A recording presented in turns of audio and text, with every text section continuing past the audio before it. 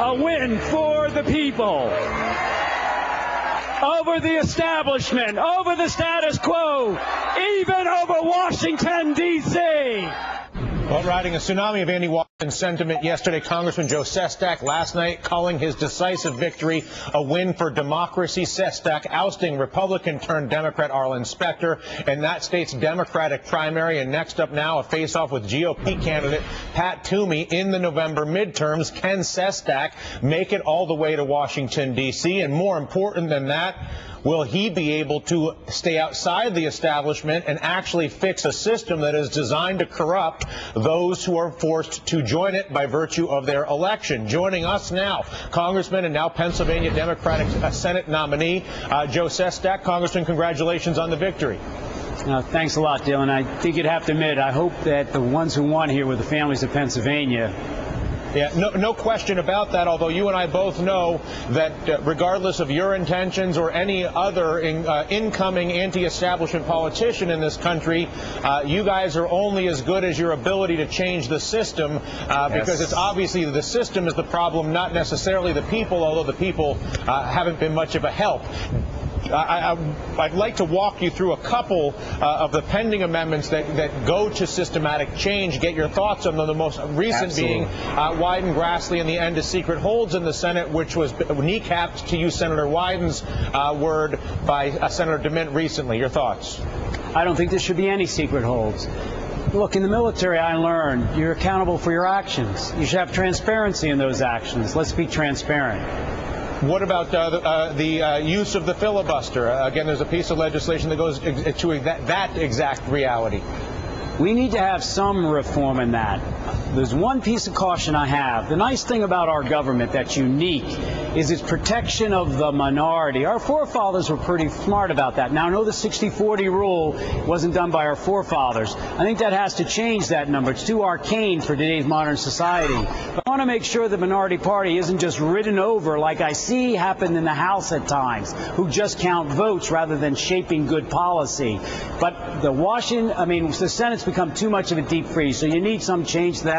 Maybe it's a certain time period or something like that. The two most sinister problems that I have observed up to this point: one, the lack of transparency in the actual decision-making process, whether it's conferencing, whether it's failure to bring things to a vote that everybody would vote yes for, so you play a game and you're like, well, we'll just never bring that to a vote, or things like using earmarks as basic bribes to get politicians to betray what would be their fundamental politics. A classic example, Medicare Part D, and the Republicans going back a few years, where it's $1 trillion giveaway against Republican values, and yet I'm giving earmarks to Republican politicians for bridges in their communities, and as a result they betray their fundamental values. How do you deal with that issue of the opacity?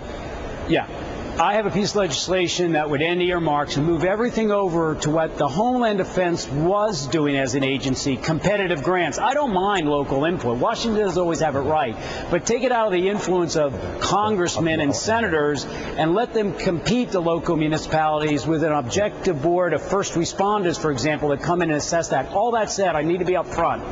I have done very well for my district in terms of a shelter for sexually abused children and earmarks. But I published those my first year in Congress before it, and who got it and all that before it was even mandated. But I would move in a heartbeat to close down earmarks. And that very fact, and I appreciate your candor in regard to your own efforts to get money out using that process, goes to Senator Coburn's point and others who say the process corrupts the best intentioned among us, because if you want to be successful, you actually have to behave horrendously, and those who behave the worst are the ones that get the most. Which brings me to my final question before we get to the general election in the fall, and that is the role of money in politics. How do we address the most fundamental issue, which is corporate influence in small, or any influence, groups of rich people effectively influencing legislation? Again, I am co-sponsor of a bill that we worked over with Common Cause, Bob Edgar, who's in charge of it, who used to be the Democratic congressman in my district several decades ago, a bill for more public financing, as we think it might be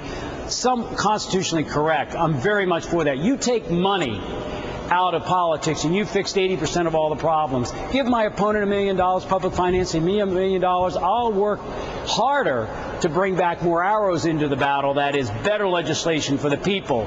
Keeping my office like we do, open in the district 7 days a week. It's about being a public servant, not a politician. Money is, quite frankly, it's the corrupter. Would we be remiss with all incoming politicians, whether you end up winning in the general election or whoever in all the races there are, for somebody who runs anti-establishment, should people like you be asked to sign a binding contract that holds you to account for these kinds of things? Yeah, I think you should hold me to account for them. I don't mind signing something, say this is what I'm going to fight for, etc. What if it was binding? What if we had what if there's a penalty? If you don't comply with the contract, like my contract with NBC, if I don't show up, I don't get paid. Absolutely. Let me make sure I have this. If you tell me that I'm going to fight every day for public financing of a campaign and fight for it and have bills for it, and then it doesn't go through, should I be held accountable? Yes.